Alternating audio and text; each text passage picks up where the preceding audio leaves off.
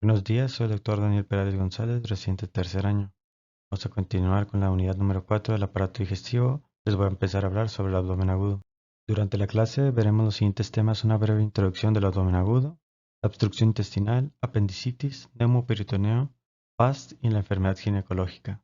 Se tienen múltiples definiciones de lo que es el abdomen agudo, sin embargo aquí les presento dos, que es un cuadro clínico caracterizado por un dolor intenso y de evolución inferior a una semana que requiere tratamiento o evaluación médica o quirúrgica urgente.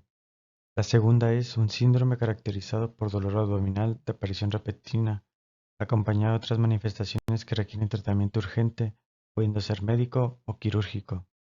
Asimismo, debemos diferenciarlo del síndrome doloroso abdominal, ya que este último no va a contar con datos de irritación peritoneal. Comenzaremos con el tema de oclusión intestinal. La oclusión intestinal se ha descrito desde la época de Hipócrates, constituye uno de los cuadros quirúrgicos urgentes que se observan con más frecuencia en la práctica clínica y está definido como un síndrome causado por la interrupción completa y persistente del contenido intestinal en cualquier punto a lo largo del tracto digestivo. Representa el 20% de todos los abdómenes agudos en las unidades de urgencias. 7% de todos los dolores abdominales tendrán un cuadro oclusivo. Se afecta predominantemente el intestino delgado hasta el 80%, el colon el 15% y el resto del tracto digestivo el 5%. Tiene una elevada tasa de mortalidad desde el 60%. Dentro de su clasificación anatómica o de acuerdo al nivel de obstrucción, tenemos que se pueden dividir en tres: en alta, que va desde la boca hasta el ángulo del trace; media, que va desde el ángulo del trace hasta la válvula ileocecal; y baja, que va desde la válvula ileocecal hasta el ano. Otro concepto que tenemos que tener en cuenta es el ilio, que se usa en ocasiones como sinónimo de la oclusión intestinal, sin embargo no lo son. El ilio se describe como la interrupción aguda del tránsito intestinal. El ilio puede ser de dos tipos: tipo oclusivo, que va a ser debido a cualquier interrupción de tipo mecánica, y el no oclusivo, que va a ser por alteraciones en el músculo liso que condicionan la ausencia del peristaltismo. Otro punto importante tenemos que tener en cuenta que la mayoría de los cilios oclusivos va a tener una resolución de tipo quirúrgica y los cilios no oclusivos pueden llegar a no ser quirúrgicos. Entonces, tenemos que toda oclusión intestinal se incluye el ilio, pero no todo ilio es una oclusión intestinal. El ilio no oclusivo se puede dividir en tres: adinámico, espástico y vascular, y aquí les enumero las principales causas de cada una de ellas. Más en el caso de anemia, lo más conocido es la hipocalemia, por diabetes o posquirúrgico; el espástico, por intoxicación por metales pesados; el vascular puede ser por de tipo arterial o venoso. Otro punto importante es que una vez tratada la causa, se resuelve el hilio. La motilidad del intestino delgado puede regresar a partir del primero o segundo día; la motilidad gástrica regresa a las 48 horas; y la motilidad colónica regresa a partir del tercer día. Dentro de las causas de hilio oclusivo tenemos que pueden ser de origen parietal, de su pared, de origen intraluminal o de origen extraluminal. Y asimismo las de origen parietal se pueden dividir en congénitas, inflamatorias o neoplásicas. Dentro de algunas causas puede ser atresias, estenosis, duplicaciones, divertículo de Meckel, Hirschsprung, enfermedad de Crohn o postradiación. Las causas de origen intraluminal pueden ser los BSOAR, la parasitosis, el meconio, los cuerpos extraños. Y de causas extraluminales pueden ser neoplasias de origen adyacente, endometriosis, invaginación intestinal, heridas o hernias externas o internas. Dentro de la fisiopatología tenemos por un lado la acumulación de gas y de líquido debido a la deglución y al metabolismo bacteriano, por ausencia de la motilidad, lo que ocasiona distensión abdominal y aumento de la presión intraabdominal; pérdida de agua y electrolitos que condicionan oliguria y disminución del gasto cardíaco; hipotensión. Esto nos lleva a una situación de falla orgánica. Asimismo, esta distensión abdominal provoca edema y estasis venosa, causando isquemia intestinal que puede llegar a dar lugar a la perforación y el shock séptico. Dentro de su cuadro clínico tenemos principalmente el dolor abdominal y la distensión abdominal, los vómitos que pueden hacer de acuerdo al sitio de obstrucción, alimentario, bilioso o incluso fecaloide. Va a haber ausencia de las emisiones de gases y de las heces. Puede haber peristalsis de ausente o de lucha y sepsis. En el diagnóstico por imagen a través de la radiografía convencional, tenemos que sigue siendo el primer método radiológico ante la sospecha de oclusión intestinal por su accesibilidad, bajo coste y su alta precisión diagnóstica. Tiene una sensibilidad que va del 55 al 80% en función a la experiencia del observador. Se puede utilizar las proyecciones primeramente en decúbito supino y secundariamente o adicional en bipedestación. La utilidad de la radiografía en bipedestación va a ser diferenciar entre un hilo oclusivo y no oclusivo, de acuerdo a la disposición que tengan los niveles hidroaéreos. Se dice que los niveles hidroaéreos en escalera se relacionan a un hilo mecánico y los niveles aéreos y aleatorios a un no oclusivo. Como se observa en la siguiente imagen de una radiografía de abdomen en bipedestación, nos observan múltiples niveles en escalera en relación a un paciente con obstrucción intestinal por bridas. La radiografía en decúbito supino nos va a ayudar a identificar la distribución del gas en relación a identificar el sitio de obstrucción.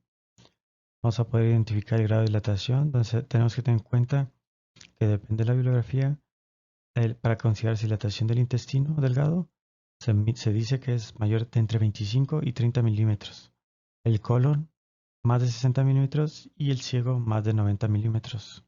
Otro dato importante es la ausencia o presencia de gas en el recto. En estos ejemplos tenemos el lado izquierdo una radiografía convencional de abdomen de decúbito supino.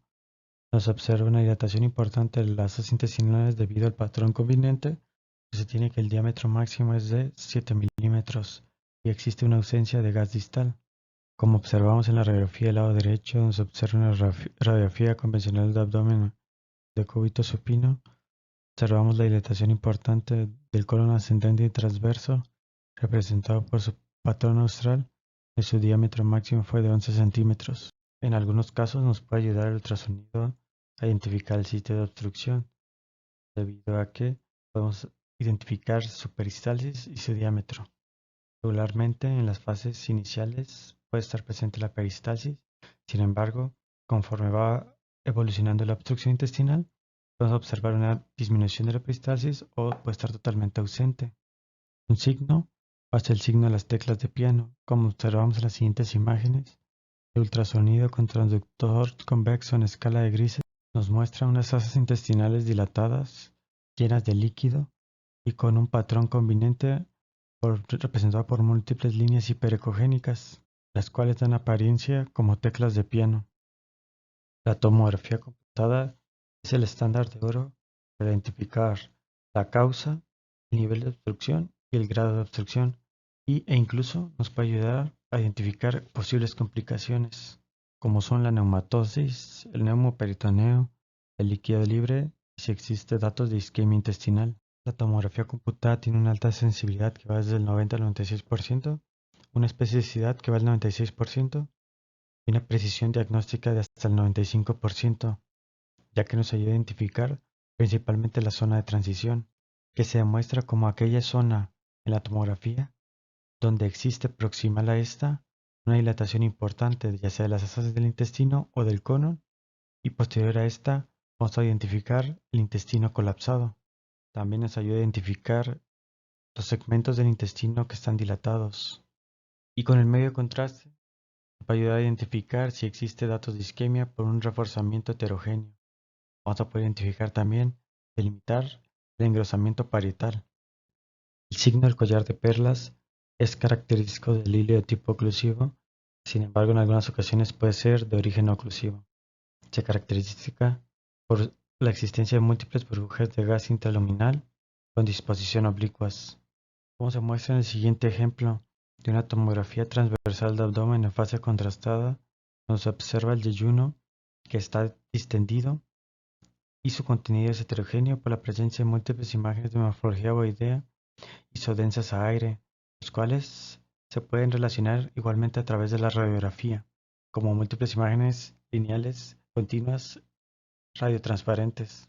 El siguiente signo es el signo del pico. Es el determinado por un cambio abrupto en el diámetro de las asas intestinales o del colon, indicando exactamente el nivel de la obstrucción. Este es característico de las adherencias, bridas y de las volulaciones, como se muestra en el siguiente ejemplo de una tomografía computada de abdomen en fase contrastada, donde se evidencia a nivel del colon sigmoides cambio abrupto del diámetro, como observamos por las líneas punteadas rojas. Este fue en relación a un volúlo. El signo del grano de café se representa por una dilatación intestinal, las cuales convergen hacia un mismo punto. Es muy característico del vólulo del sigmoides, como lo tenemos en los siguientes ejemplos de una radiografía convencional de abdomen y una tomografía computada en reconstrucción coronal, representada en la radiografía como una imagen de morfología ovoidea, de bordes regulares y bien definidos, predominantemente radiotransparente y con una banda radioopaca que los divide en relación a un vólvulo del sigmoides. El signo en migajas de pan se representa por un contenido intestinal similar al colon, como se ejemplifica en la siguiente reconstrucción coronal de una tomografía de abdomen en fase contrastada, donde se observa el hilo dilatado de contenido heterogéneo, predominantemente hipodenso y que alterna con múltiples imágenes ovoideas isodensas a aire. Este paciente fue causado por una invaginación del hilo. El signo de la diana o de bullseye es producido por un edema submucoso y o cambios inflamatorios morales debido a la obstrucción. En la invaginación intestinal, este signo viene determinado por la presencia de la grasa mesentérica interpuesta entre las paredes intestinales que están implicadas en la invaginación. Como se tiene en los siguientes ejemplos de una tomografía computada de abdomen en fase contrastada, donde se observa a nivel de la pelvis una imagen de morfología redondeada con múltiples halos concéntricos que se intercambian entre diferentes densidades isodensas de tejidos blandos y grasas en relación a una invaginación intestinal. El signo del remolino es causado por una rotación de una asa aferente y eferente alrededor de un punto fijo, con el giro del mesenterio y sus vasos. De igual manera, se objetiva en los vólvulos, en las hernias internas y en las malrotaciones. Como se observa en el siguiente ejemplo, una tomografía computada de abdomen, fase contrastada en transversal y con su reconstrucción coronal, ejemplificando la dilatación importante que se tiene en el intestino delgado, la disposición que tienen los vasos mesentéricos de manera concéntrica en relación al signo del remolino a causa de una volvulación intestinal. Comenzaremos con el tema de apendicitis aguda. La apendicitis aguda es la inflamación aguda del apéndice vermiforme. Es la causa más frecuente de abdomen agudo quirúrgico, con una incidencia entre 1.5 a 1.9 por cada 1000 habitantes. Afecta a todas las edades, con unos picos de incidencia en la infancia y en la vejez. Afecta a 1 de cada 10 mexicanos. Tiene relación hombre y mujeres iguales. Se realizan entre 60.000 y 80.000 apendicectomías por año. Como antecedentes tenemos que antes del 2000, 20% de todas las apendicectomías eran blancas. Con la evolución de los métodos de imagen tenemos que actualmente las apendicectomías blancas o negativas rondan entre el 2.5 al 8% de los casos.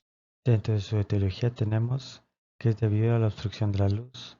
Principalmente la causa más común es por una hipertrofia del tejido linfoide hasta el 60%. La segunda causa es por un fecalito, 33%, menos del 5% por la impactación de bario por el uso de medio de contraste varitado, 2% por tumores apendiculares y en menor medida por semillas o parasitosis. Dentro de la fisiopatología tenemos que tras la oclusión de la luz existe una distensión y aumento de la presión intraluminal. Va a generar o estimular las fibras viscerales aferentes causando dolor vago y difuso. Va a existir proliferación de las bacterias. Va a continuar el aumento de la presión intraluminal hasta exceder primeramente la presión venosa y obliterarla, por lo que va a dar lugar a congestión vascular, hasta que esta presión exceda la presión arterial, evitando el flujo de entrada arteriolar. Ocasionará infartos elipsoides del borde antimesentérico y por último, una perforación. La apendicitis aguda tiene 4 fases. La primera, la fase hematosa, que es la acumulación de moco. La segunda fase, o supurada o supurativa, se caracteriza por la infiltración de polimorfonucleares, exudado purulento hacia la luz, de aspecto engrosado, tumefacto, friable y recubierto por pseudomembranas. La tercera fase, o fase gangrenada, se representa por áreas gruesas de ulceración, con hemorragia de la mucosa, necrosis y afecta a todas las capas. Por último, tenemos la fase perforada, que va a haber zonas de necrosis supurativa, abscesos intraluminares y la perforación parietal. Dentro del cuadro clínico tenemos que es un dolor característico de tipo periumbilical que migra hacia el cuadrante inferior derecho o hacia el punto de McBurney. en un periodo de entre 12 a 24 horas, que se asocia a anorexia, leucocitosis y fiebre. Tenemos que tener en cuenta que los niños pequeños no describen los síntomas, por lo que hasta un tercio de los mismos pueden presentar un cuadro atípico y existe una alta prevalencia de perforación en ellos, desde un 30 hasta un 74%. Otro punto importante es la localización del apéndice, ya que en mayor medida se encuentra retrocecal hasta el 65%, puede tener una localización subcecal, pélvica, preiliar y postiliar. La escala de Alvarado es la más difundida y la más aceptada en los servicios de urgencias del mundo. Sin embargo, no es la más actualizada. Se creó en 1986 por el Dr. Alfredo Alvarado y fue modificada posteriormente. Tiene una sensibilidad de aproximadamente el 68% y una especificidad del 87.9%, donde valora síntomas, signos y datos de laboratorio. Con un puntaje máximo de 10 puntos, una escala de Alvarado menor a 5, se recomienda radiografía ultrasonido. Entre 5 a 6 puntos, ultrasonido o tomografía, y más de 7 puntos, un tratamiento quirúrgico. Otra escala que tenemos que conocer es la puntuación pediátrica de apendicitis, o conocida como PAS, propuesta por Samuel M. en 2002, que está diseñada específicamente para niños. En el artículo original reporta una sensibilidad de hasta 100% y una especificidad de hasta el 92%, donde se valoran 8 ítems, signos y síntomas y datos por laboratorio. Donde una puntuación menor a 4 es una exclusión de la apendicitis, con una alta de 5 a 7 puntos, un riesgo bajo moderado, se necesita la valoración por ultrasonido. Una puntuación de 8 a 10 es altamente sugestiva de apendicitis y requiere una valoración por un cirujano pediatra. La escala más nueva es la escala propuesta por Hospital Ripasa en 2010 en Borneo, Asia, conocida como la escala Ripasa. Tiene una mayor sensibilidad a la escala de Alvarado, que va desde el 91.2% con una especificidad del 84.6%. Involucra con una puntuación máxima de 16 puntos numerados del lado derecho, donde se clasifican en 4 grupos. A menor a 5 puntos, improbable, solo amerita observación. B de 5 a 7 puntos con baja probabilidad, se recomienda ultrasonido. C de 7.5 a 11.5 puntos con una alta probabilidad, se requiere valoración por un cirujano. Y D mayor a 12 puntos, que es diagnóstico. Dentro del diagnóstico por imagen tenemos que la radiografía convencional de abdomen es un método de primera línea en la valoración inicial de estos pacientes. Sin embargo, tenemos que tener en cuenta que hasta el 68% de estos pacientes van a tener datos inespecíficos. Dentro de los signos directos tenemos el apendicolito, sin embargo solamente va a estar presente en el 5 al 10% de los pacientes, y siempre que se observa por cualquier método de imagen el apendicolito, es un dato de alto riesgo de perforación. Otro signo directo es el neumoapéndice. Dentro de los signos indirectos es el borramiento del psoas, el aumento de las bandas preperitoneales, la escoliosis antiálgica, los niveles hidroaéreos, el signo de la carga fecal-secal y el hilio. En el ejemplo de esta radiografía convencional de abdomen de cúbito supino se observa una imagen de morfología redondeada y radiopaca con un centro radiotransparente en relación a un apendicolito. Antes de continuar, les mencionaré las características normales del apéndice por ultrasonido. Primeramente se recomienda utilizar un transductor lineal. Como sabemos las diferentes posiciones que puede adoptar el apéndice, se recomienda que se le pregunte al paciente el sitio donde existe el mayor dolor y empezar y revisar por ahí. Otra manera es reconocer las estructuras normales y sus referencias anatómicas. Primero será reconocer el ciego, el cual es una estructura peristáltica de gran diámetro, continúa con el colon ascendente y tiene gas en su interior. El ilion terminal, el cual es una estructura tubular, delgada, compresible y peristáltica. Por último, los vasos ilíacos, el cual el apéndice regularmente es medial a estos. Entonces, el apéndice es una estructura tubular, aperistáltica, compresible, con punta ciega, menor a 6 milímetros de diámetro en pediátricos y menor a 7 milímetros en adultos. Tenemos dos ejemplos con el uso de ultrasonido. Nos observa una estructura tubular, aperistáltica, con punta ciega, la cual es adyacente a lo que es la arteria ilíaca. Dentro del diagnóstico por imagen con la utilización del ultrasonido, tenemos que tiene una sensibilidad que va del 60 al 100% y una especificidad que va del 80 al 95% de acuerdo a la experiencia que tenga el radiólogo. Tenemos signos directos, los cuales van a ser un apéndice con un diámetro antero-posterior mayor a 6 milímetros en pediátricos y mayor a 7 milímetros en adultos, un apéndice que no es compresible y la presencia de un apendicualito en su interior. Como signos indirectos tenemos la presencia de decrecimientos ganglionares, líquido libre periapendicular, el aumento de la ecogenicidad de la grasa periapendicular y un McBurney sonográfico positivo. En el siguiente ejemplo se trata de un ultrasonido con transductor lineal en escala de grises donde se observa el apéndice, el cual es una estructura tubular aperistáltica ciega, cual se mide su diámetro anteroposterior en la imagen, el cual mide 12 milímetros y tras la compresión no modifica su diámetro. Se menciona que su pared está engrosada de hasta 6 milímetros en relación a una apendicitis aguda. En el siguiente ejemplo se observa un ultrasonido con transductor lineal donde se observa el apéndice en su vista transversal, donde mide en anteroposterior hasta 8 milímetros. Lo importante resaltar va a ser que la grasa periapendicular va a tener un aumento de su ecogenicidad y va a haber la presencia de líquido libre adyacente a él. En el siguiente ejemplo se trata de ejemplificar lo que es el apéndice, el cual es de contenido heterogéneo, por la presencia de una imagen de morfología ovoidea, de bordes regulares y bien definidos, casi localizado en su extremo distal, la cual produce sombra acústica posterior en relación a un apendicolito. Tenemos con la utilización de Doppler color y poder que al principio la vascularidad va a ser disminuida en las primeras horas, posterior a esto vamos a tener un aumento de la misma.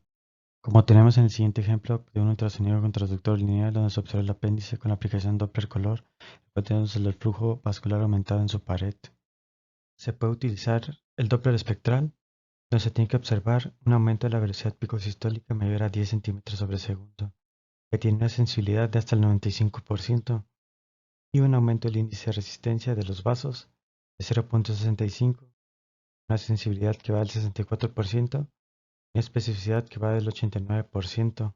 Dentro del diagnóstico diferencial a través del ultrasonido se tienen dos principales, la adenitis mesentérica y la enfermedad inflamatoria. La primera de estas, representada en la imagen izquierda, nos observan como referencias anatómicas el psoas y los vasos ilíacos, múltiples crecimientos ganglionares en relación a una adenitis mesentérica. Hay que tener en cuenta que este diagnóstico es de exclusión. Del lado derecho observamos una estructura tubular en el cual no se demuestra su extremo ciego y la cual es peristáltica, por lo que se concluyó que era una porción de hilo terminal en relación a una enfermedad inflamatoria intestinal. Dentro del diagnóstico por imagen a través de la tomografía, tenemos que se utiliza la tomografía computada con medio de contraste, que representa el estándar de oro, en una fase venosa, para poder identificar el tipo de reforzamiento que tiene la pared y poder identificarlo con una mayor facilidad. Tiene una sensibilidad que va del 87 al 100% y una especificidad que va del 89 al 99%. Tenemos que podemos dividir los datos por imagen en cambios apendiculares, en cambios secales y por último en cambios periapendiculares. Dentro de los cambios apendiculares tenemos que tienen que tener un diámetro transversal mayor a 6 y más sensible mayor a 10, debido a que hasta el 42% de todos los pacientes asintomáticos pueden presentar un diámetro apendicular mayor a 6 milímetros. Otro dato va a ser el engrosamiento de la pared o mural, que depende de la bibliografía puede ser mayor a 2 o 3 milímetros. El realce heterogéneo, que hace referencia a zonas de necrosis, un realce estratificado o edema submucoso, la presencia de apendicolito, que solamente está presente en el 33% de los pacientes, y la presencia de gas intramural. Como se evidencia en esta magnificación de una reconstrucción coronal de una tomografía computada de abdomen, la presencia de un apéndice, el cual tiene un engrosamiento mural importante y un realce heterogéneo, o la presencia de un contenido heterogéneo con zonas isodensas a gas y aumento de la densidad de la grasa adyacente en relación a una apendicitis aguda. En la siguiente magnificación de una tomografía computada de abdomen observamos el apéndice, el cual tras la administración de medio contraste se observa su pared con un realce heterogéneo con múltiples zonas hipodensas que se alternan con un reforzamiento normal. Esto en relación a zonas de necrosis. Por último, en este ejemplo de una tomografía transversal de abdomen observamos el apéndice, el cual es de contenido heterogéneo por la presencia de una imagen de morfología ovoidea, bordes regulares bien definidos y hiperdensa en relación a un apendicolito y un diámetro transversal mayor a 7 milímetros. Dentro de los cambios cecales encontramos el engrosamiento cecal, el signo de la cabeza de flecha y el signo de la barra cecal.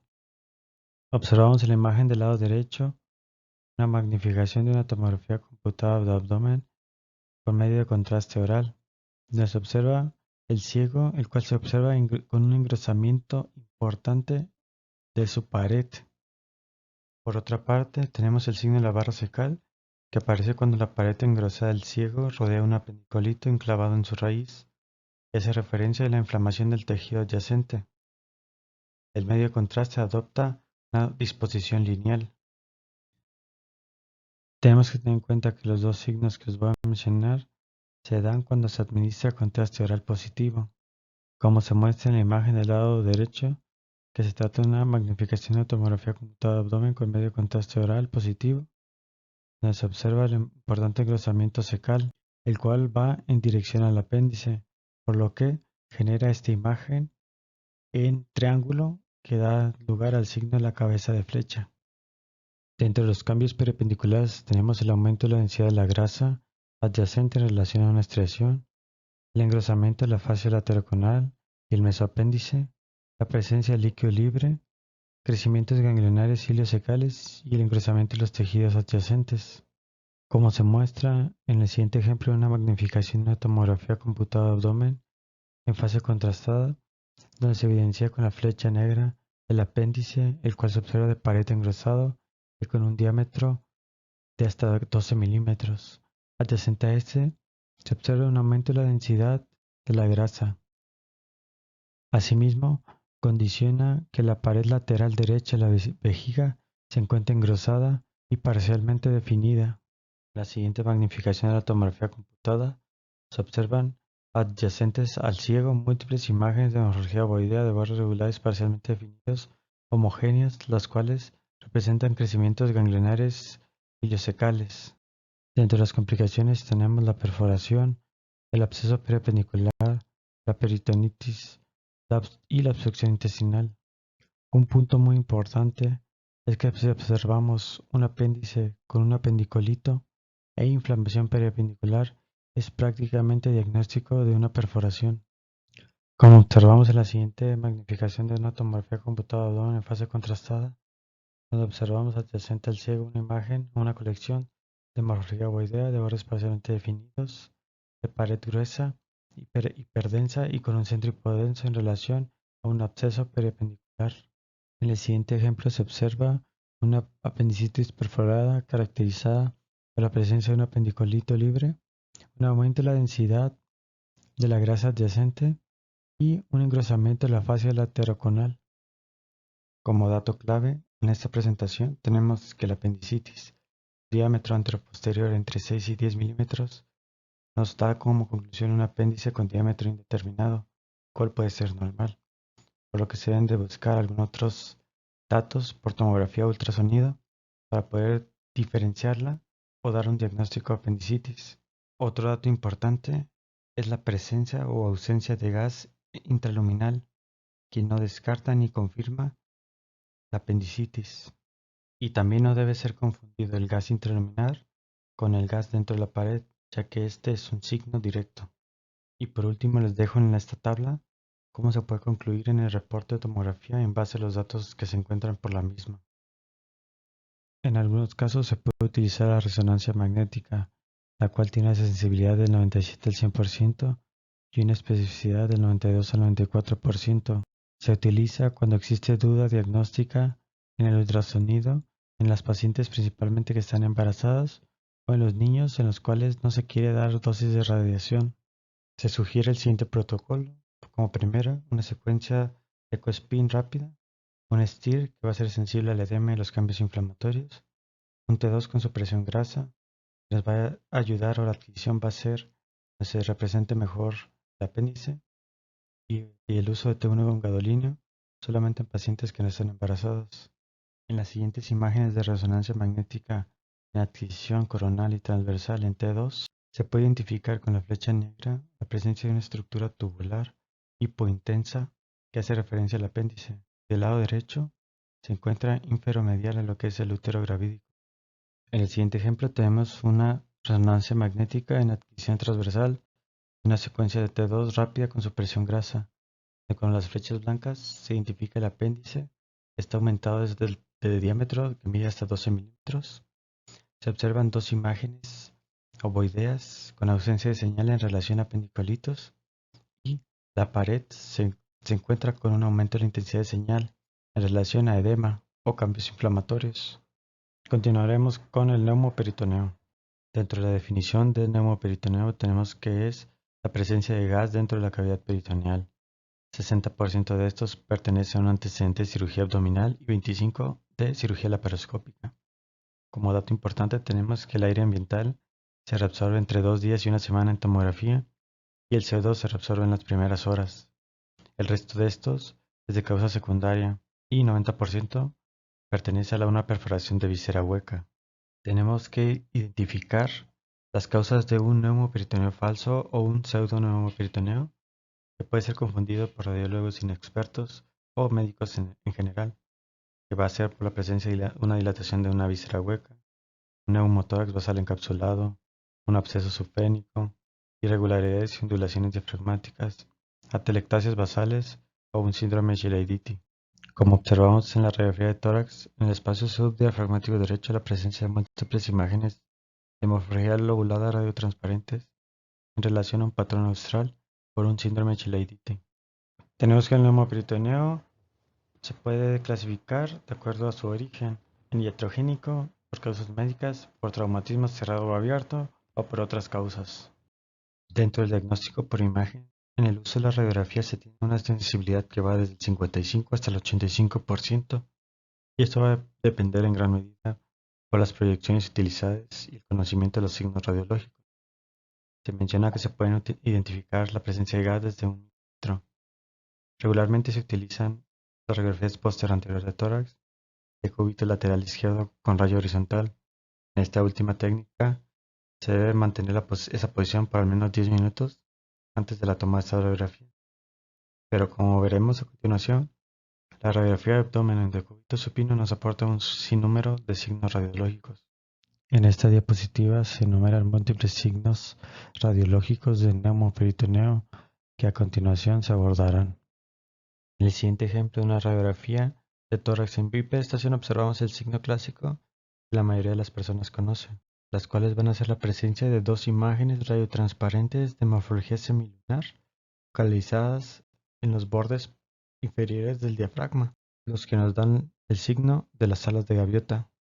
El signo de Rigler o signo de la doble pared se basa en la visualización de la serosa del intestino por contraste con el aire que se ubica entre las asas intestinales o del colon.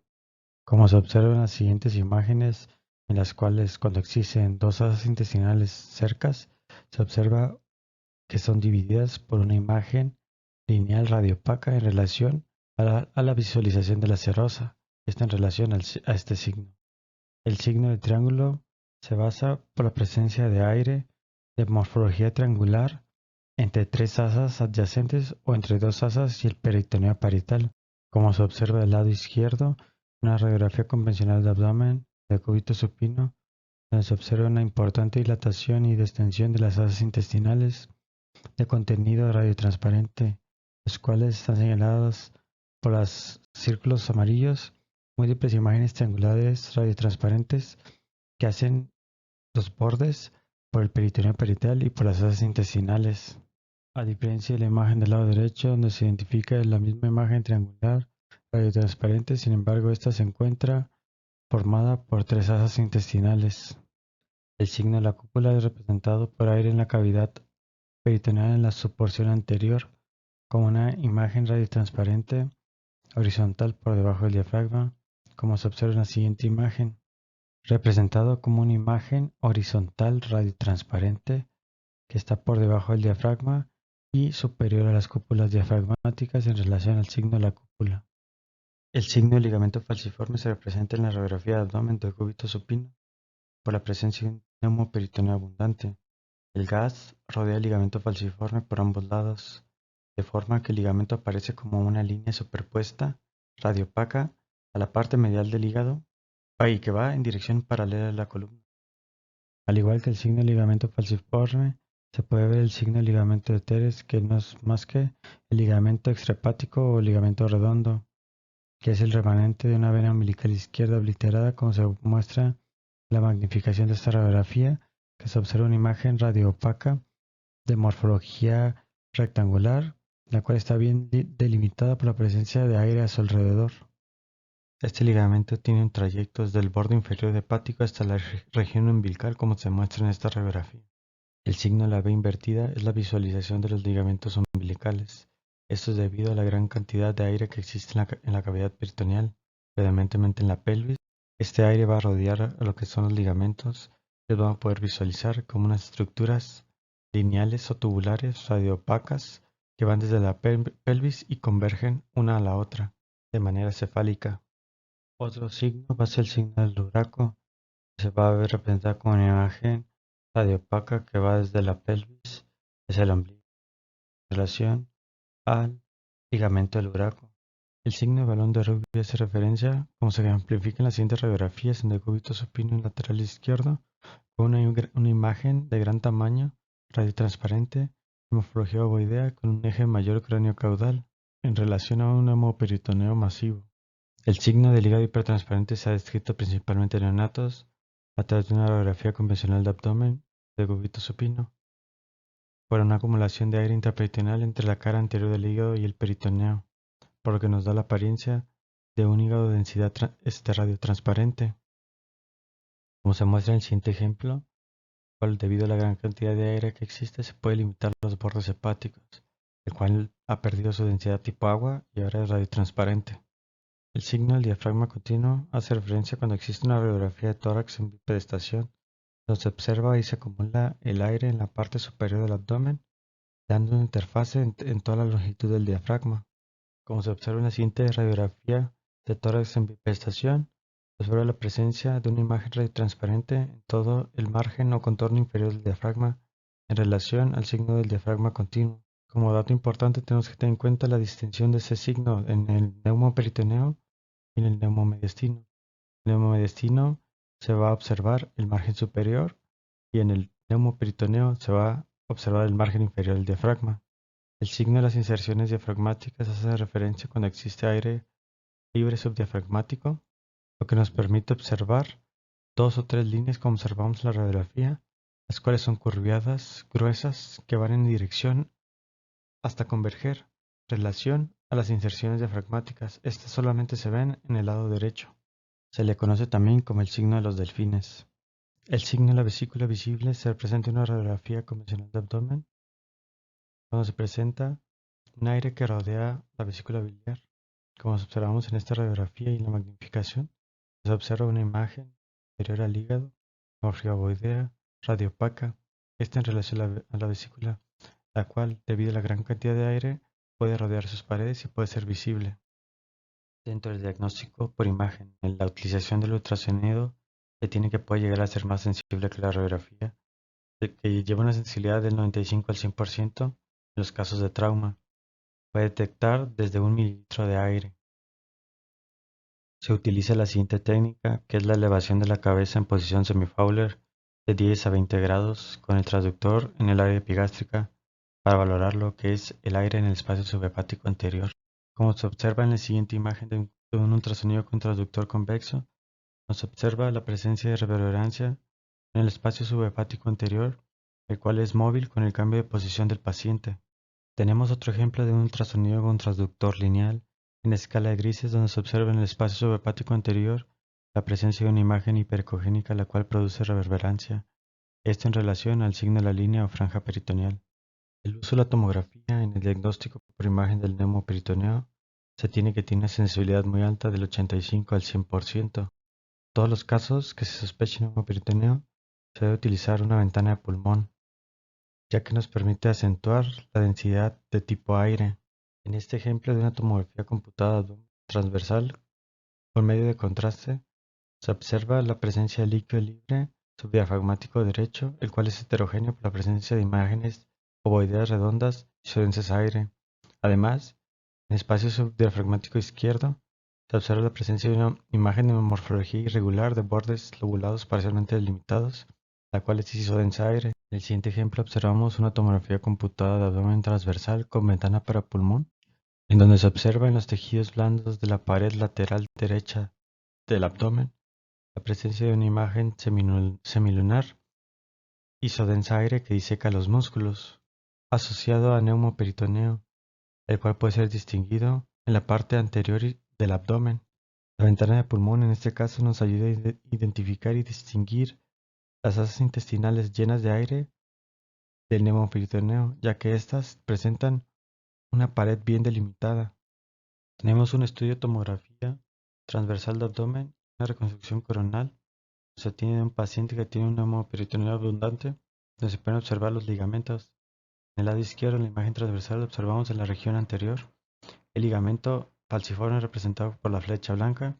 En la reconstrucción coronal observamos el ligamento de Teres representado en la flecha roja y los ligamentos umbilicales con las flechas azules.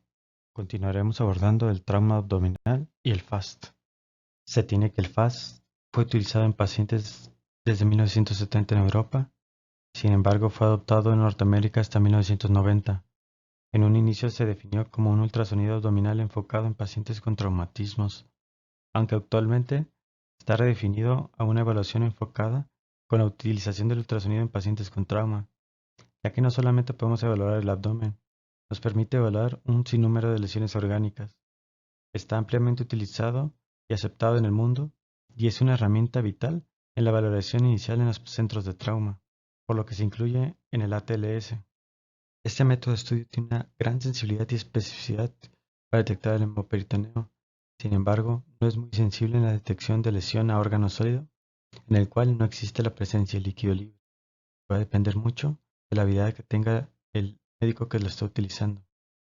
Se puede utilizar en pacientes que están estables e inestables. El trauma es la primera causa de muerte en las personas menores de 44 años. Se tiene que aproximadamente mueren 200.000 personas por el mismo. 27 millones de personas por año son tratadas en los departamentos de urgencias. Es una causa importante de morbimortalidad, con una prevalencia en adultos de hasta el 65% y en niños de hasta el 12%. En el lado derecho tenemos una gráfica que nos representa las lesiones que pueden conducir a una mortalidad. La principal va a ser la lesión a grandes vasos, después perforación intestinal y por último la lesión a órganos sólidos. Entre las primeras cuatro causas principales de los traumas están: 1. Los accidentes automovilísticos. 2. Las caídas de grandes alturas. 3. Los accidentes deportivos. 4. Los asaltos.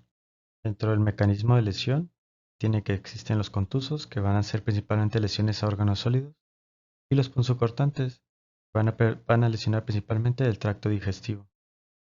Entre los primeros órganos lesionados tenemos que el vaso representa el 40%, el hígado el 25%, el riñón el 10%, el páncreas el 7%, por último en menor medida el tracto digestivo y los vasos mesentéricos.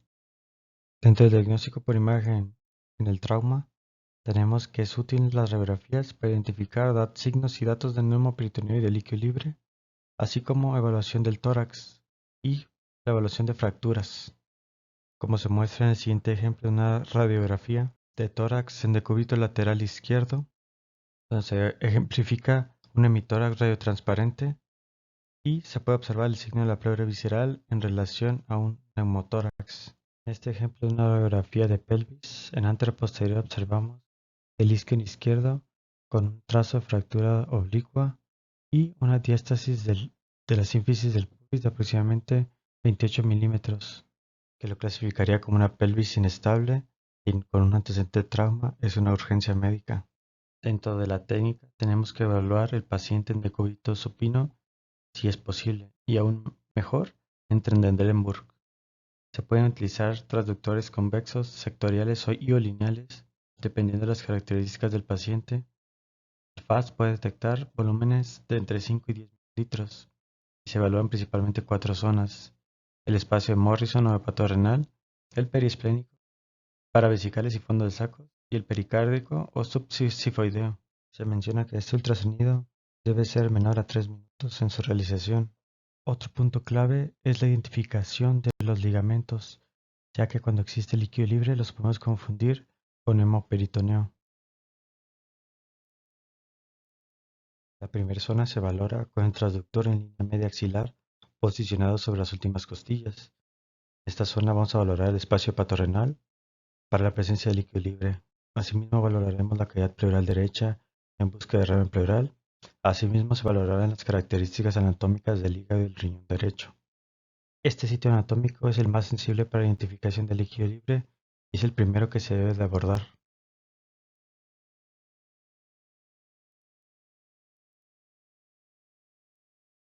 En estos ejemplos se trata de un paciente masculino que fue involucrado en un accidente automovilístico. En la imagen del ultrasonido superior izquierda se observa el hígado en situación habitual.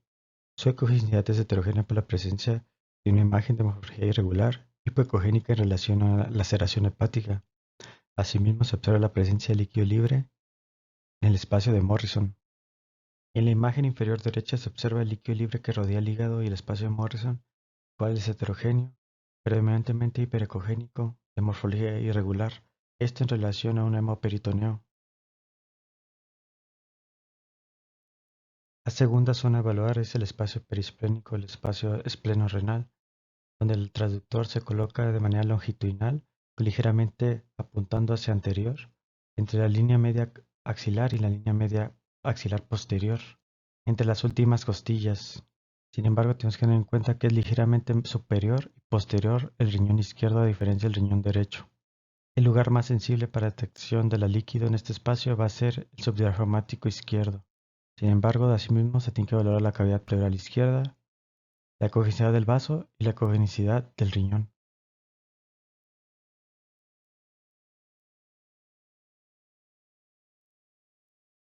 Como observamos en el siguiente ejemplo de un paciente masculino que sufrió trauma abdominal cerrado, donde se observa el vaso de ecogenicidad heterogénea a expensas de múltiples imágenes biliares hipoecogénicas en relación a una laceración y la presencia de líquido libre circundante. La tercera zona a evaluar es la ventana pericárdica o el espacio subsifoideo, donde se coloca el transductor en línea media casi de manera horizontal, ligeramente angulado hacia la línea clavicular izquierda. Se valora el corazón, una vista en 4 cámaras. Tenemos que observar la presencia de líquido libre pericárdico.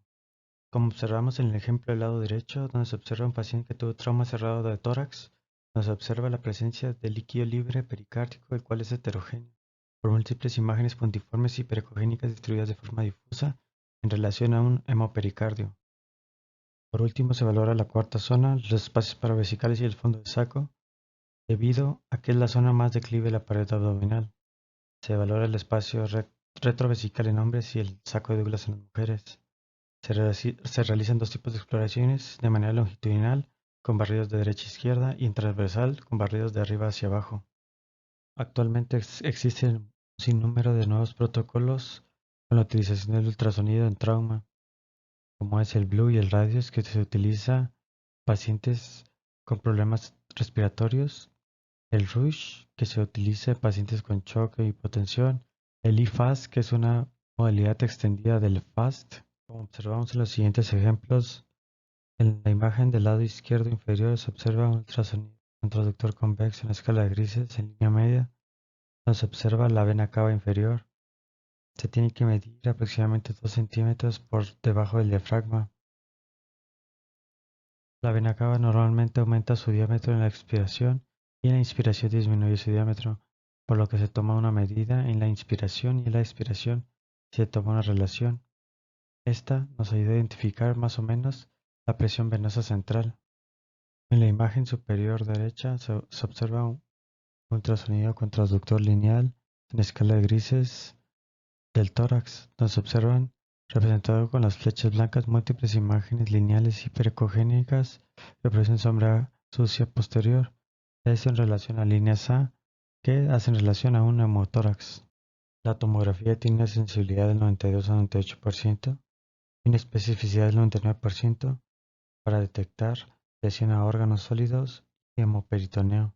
De entre sus principales indicaciones es la imposibilidad de la realización adecuada de la exploración física abdominal, hematuria macroscópica, empeoramiento clínico, equimosis de la pared anterior y requerimiento de fluidos sin sitio de sangrado aparente. Se menciona que se debe utilizar contraste en la mayoría de los pacientes a menos que exista una contraindicación. En los traumas cerrados y penetrantes se utiliza principalmente una fase venosa entre los 65 y los 80 segundos, esto para ver mejor el reforzamiento de los órganos sólidos. Si se identificó una lesión en un órgano sólido en la fase venosa, se debe proceder a usar una fase tardía para la mejor caracterización de las mismas o para valorar la vía urinaria. La fase arterial se recomienda en aquellos pacientes con fracturas de pelvis o lesiones vasculares. Con la utilización de la tomografía tenemos que diferenciar el líquido libre del hemoperitoneo. La hemorragia aguda sin coágulo va a tener una densidad de 30 a 40 unidades Hounsfield. El líquido libre va a tener una densidad isodensa agua que es 0 más menos 10 unidades Hounsfield. La mayor dificultad va a ser cuando están entre 30 y 10 unidades, que van a ser productos de degradación o un líquido espeso. Otro punto importante va a ser la presencia de líquido libre, el cual es hiperdenso, de atenuación entre 45 a 70 unidades Hounsfield, que por lo regular va a ser adyacente al origen del mismo y se conoce como el signo del coágulo centinela. En la imagen del lado derecho se tiene una reconstrucción sagital de una tomografía computada de abdomen, donde se observa la presencia de una imagen hipodensa en relación al líquido libre en el fondo de saco, el cual se trató en un masculino que tuvo trauma cerrado de abdomen.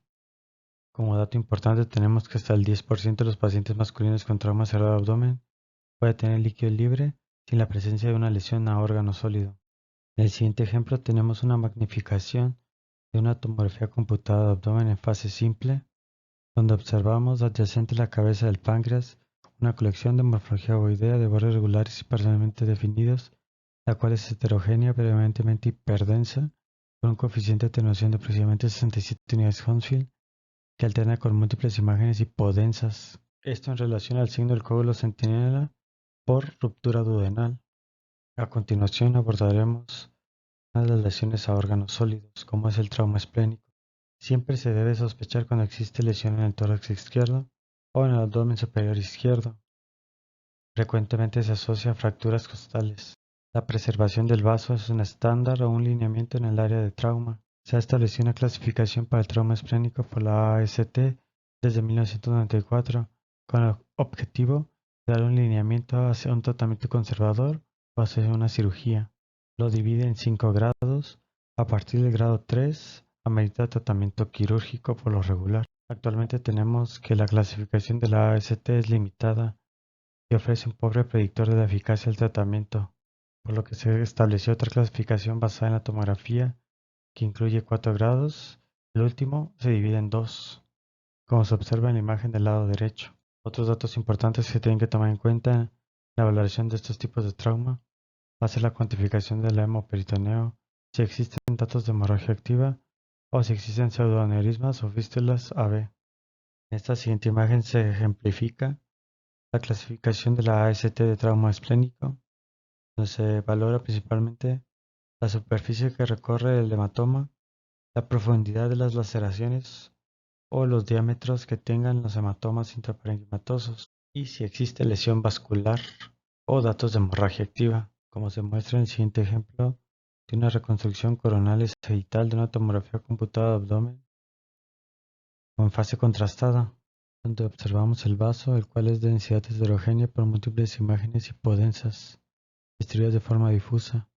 En el polo inferior observamos una lesión hipodensa de gran tamaño, la cual se comunica con una imagen semilunar hipodensa adyacente al mismo en relación a una ruptura del hematoma con afectación subcapsular de más del 50% en relación a la clasificación de la AST de grado 3. En el siguiente ejemplo tenemos una tomografía computada de abdomen con fase contrastada. Nos observa el vaso de densidad heterogénea por la presencia de múltiples imágenes hipodensas en cuña distribuidas de forma difusa, que tras la administración del medio contraste solo presenta escaso reforzamiento. Esto en relación a una ruptura esplénica en la clasificación grado 5 de la AST. El hígado representa el segundo órgano más afectado en el trauma cerrado, del 10 y el 25%. Esta lesión puede conducir a la muerte. Habitualmente se lesiona el segmento posterior del lóbulo derecho, debido a que es más voluminoso y se encuentra en contacto con la columna vertebral y las costillas. El lóbulo izquierdo se lesiona principalmente por un trauma directo y se asocia a lesiones pancreáticas o duodenales. Al igual que el vaso, se prefiere un tratamiento conservador. Entonces tenemos que la AST estableció una clasificación para el trauma hepático que lo divide en 6 grados con el objetivo de dar un tratamiento al paciente. En la siguiente imagen observamos de una manera esquemática la clasificación de la AST, que al igual que el trauma esplénico, se basa en la profundidad de las laceraciones, la cantidad o la superficie que tiene el hematoma, ya sea subcapsular o intraparenquimatoso, o si existe datos de hemorragia activa o lesiones de la cava o del hilio hepático. En el siguiente ejemplo tenemos dos tomografías computadas de abdomen en transversal en fase contrastada, las cuales son muy similares, donde se observa en el lóbulo derecho del hígado una imagen de hemorragia oidea de bordes parcialmente definidos, la cual es predominantemente hipodensa y que tras la administración del medio contraste no realza, y este se asocia a la presencia de líquido libre. En relación a una clasificación de la AST grado 4, en el siguiente apartado abordaremos algunas de las enfermedades que causan abdomen agudo de causa ginecológica. El primero de ellos será la torsión ovárica. Torsión del ovario del pedículo vascular puede ser intermitente o sostenido y resulta en estasis venosa, arterial y linfática. Representa la quinta causa más común de cirugía ginecológica y requiere una intervención quirúrgica para prevenir la pérdida del órgano o sus complicaciones. Otro dato importante que tenemos que tener en cuenta es la doble circulación que recibe el ovario a través de la arteria uterina y la arteria ovárica. Dentro de su epidemiología, tenemos que es más frecuente en mujeres jóvenes de entre 15 y 30 años, que representan hasta el 20% de todos los casos. Es más frecuente en el ovario derecho que en el izquierdo, hasta el 60%, debido a la fijación que tiene el izquierdo con el colon sigmoides. Entre los factores de riesgo tenemos todo aquello que favorece el crecimiento del ovario, como es la terapia hormonal de la infertilidad, que aumenta la posibilidad de la aparición de quistes tecalebuteínicos, e incluso si está asociado a un tumor, que se puede presentar hasta el 60% de los casos. También por la ausencia del mesosalpinx o si existe una trompa uterina más larga. Se reporta que 20% de todos los casos es en mujeres embarazadas debido a la aparición del cuerpo lúteo, con una prevalencia de 5 por cada 10.000 embarazos. Entonces la torsión ovárica se da por dos razones: la hipermotilidad del ovario por ausencia de la fijación o por tumores anexiales que aumentan el tamaño del mismo. Su cuadro clínico puede llegar a ser muy inespecífico, como un dolor abdominal inferior, este puede ser derecho e izquierdo, el cual puede llegar a ser muy intenso, intermitente o sostenido. Esto hace difícil diferenciarlo de otras causas de abdomen agudo. Se asocia a náuseas y vómito, fiebres, rigidez abdominal, tumoración palpable. En la imagen del lado derecho tenemos un ovario normal, cual es una estructura elipsoide con un estroma homogéneo y la presencia de múltiples imágenes circulares anecoicas en relación a folículos. Dentro del diagnóstico por imagen a través del ultrasonido, tenemos que tiene un valor predictivo positivo del 87.5%, una especificidad del 93.3%. El dato más sensible por ultrasonido es el aumento del tamaño ovárico de más de 4 centímetros. Incluso se menciona puede llegar a tener 28 veces el tamaño ovárico normal. Su ecogenicidad va a ser heterogénea debido a la congestión venosa y linfática, el edema o datos de hemorragia. 73% de las torsiones ováricas se van a estar asociados a una tumoración del ovario. Esta puede ser benigna o maligna. También puede haber desplazamiento de los folículos por la congestión y el edema, dando lugar al signo del collar de perlas. Puede haber líquido libre asociado y regularmente es una afectación unilateral. En los ejemplos del lado derecho tenemos en la imagen superior un ovario aumentado de tamaño de forma difusa que tiene un volumen aproximado de 7 centímetros. Su ecogenicidad es heterogénea por múltiples zonas hiperecogénicas e hipoecogénicas distribuidas de forma difusas, y se muestra en la periferia la presencia de múltiples imágenes ovoideas anecoicas en relación a los folículos. En la imagen inferior se observa con las flechas blancas los folículos que están desplazados a la periférica en relación al signo del collar de perlas. La utilización de la aplicación Doppler color, poder y espectral tenemos una disminución o ausencia del flujo arterial intraparenquimatoso. Esto puede ser debido a la doble circulación arterial que tiene. Si está presente, el flujo arterial va a estar con una disminución de su velocidad pico sistólica.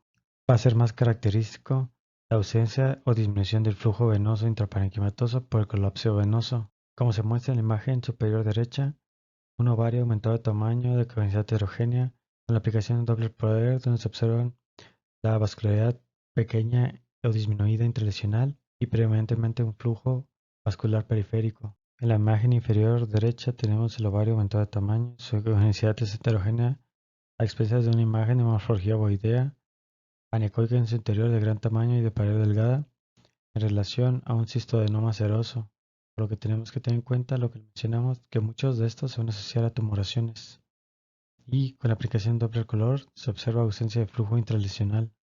A la aplicación de Doppler espectral, como vemos en la imagen inferior izquierda, se observa la ausencia de flujo arterial intraparenquimatoso y solamente se evidencia flujo arterial periférico.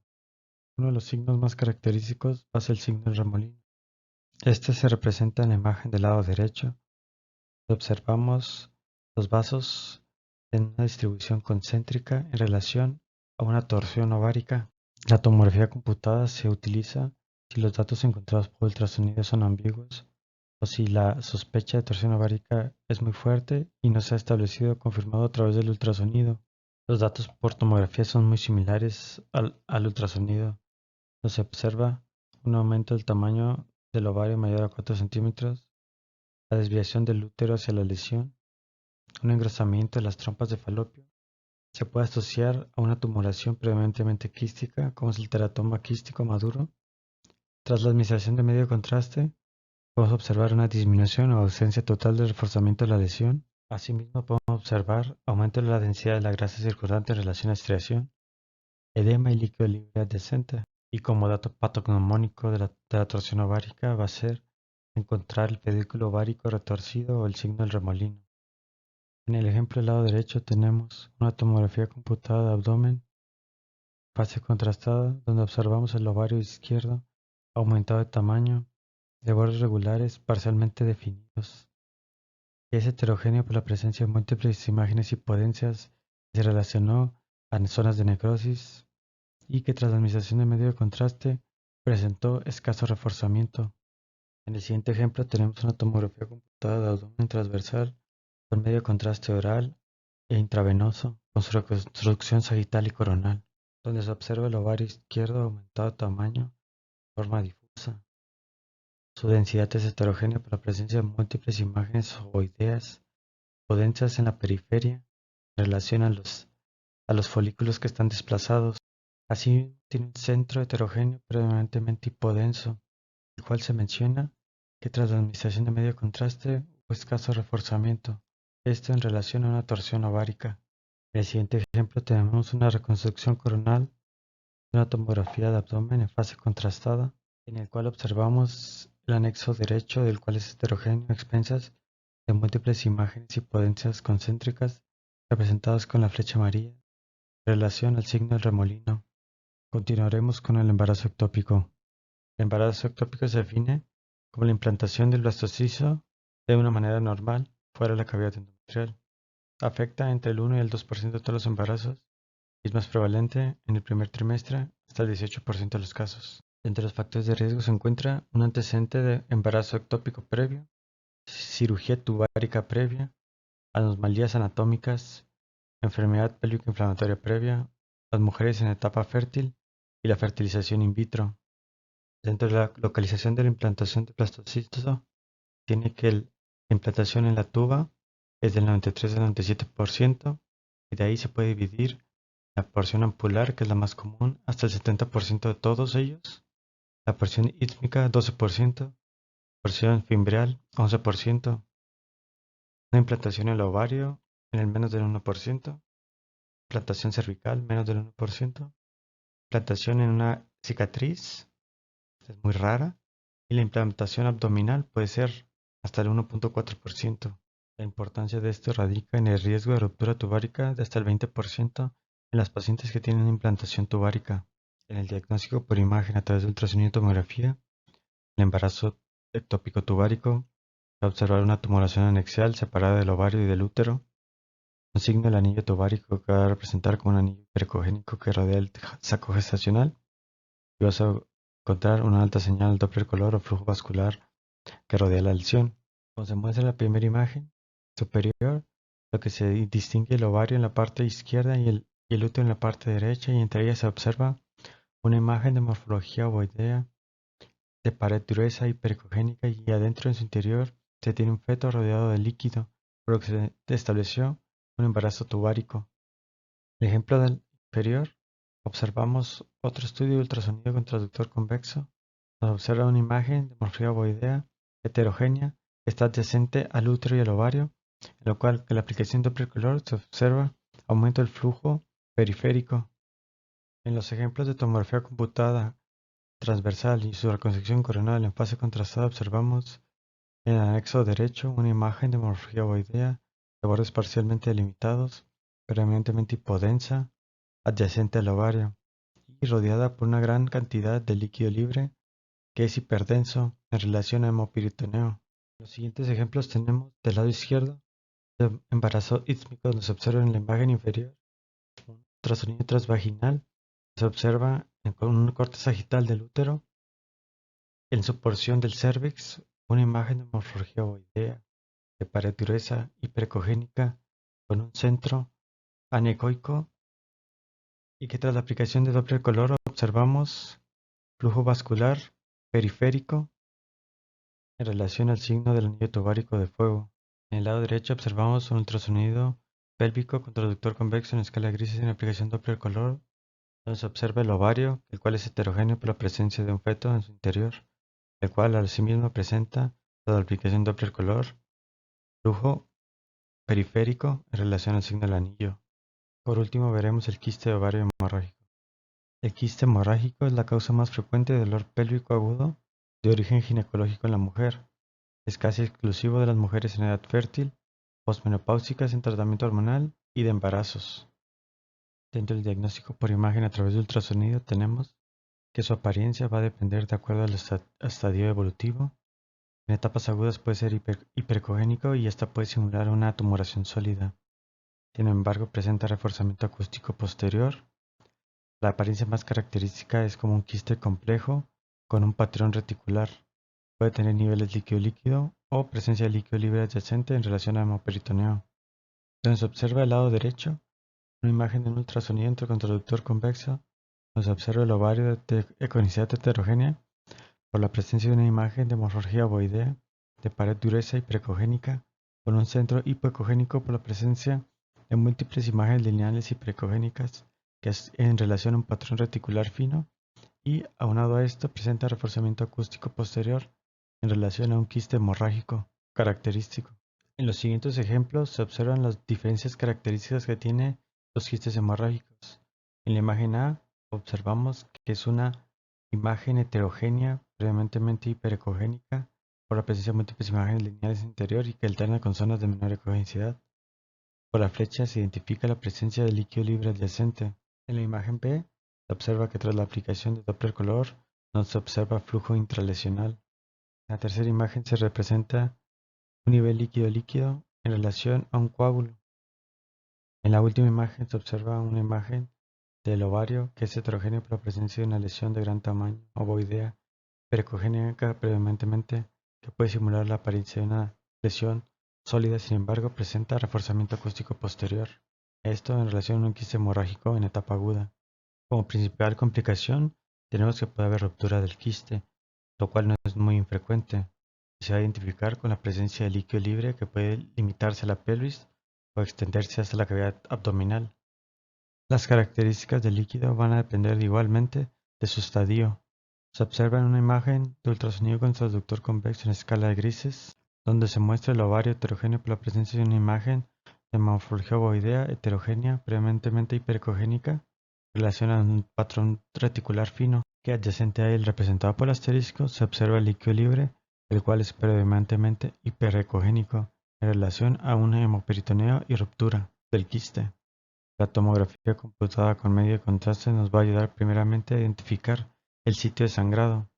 como se muestra en el siguiente ejemplo de una tomografía computada de abdomen transversal en fase contrastada y su reconstrucción coronal, donde se muestra en el anexo derecho una imagen de morfología ovoidea parcialmente delimitada, pero eminentemente hipodensa, y adyacente a él se observa una imagen de morfología irregular hiperdensa en relación al líquido libre, y en su reconstrucción coronal observamos, representado con las flechas negras, unas imágenes ovoideas hiperdensas en relación al sitio de sangrado.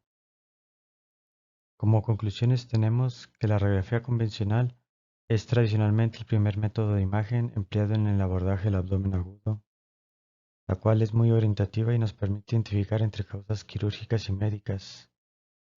Debido a la evolución en los métodos de imagen y su utilización en servicios de urgencias, ahora el papel del radiólogo tiene más peso en la decisión de un tratamiento quirúrgico, por lo que tenemos que reconocer de una manera más precisa los diagnósticos quirúrgicos.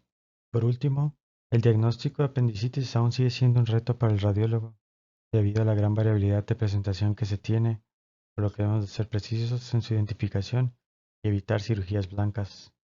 Asimismo, los métodos de estudio llamados gold standards no siempre son necesarios en todos los pacientes, debido a la gran cantidad de información y datos radiológicos que nos aportan los métodos denominados de primera línea, por lo que se deben utilizar esos estándares de oro cuando existe duda diagnóstica.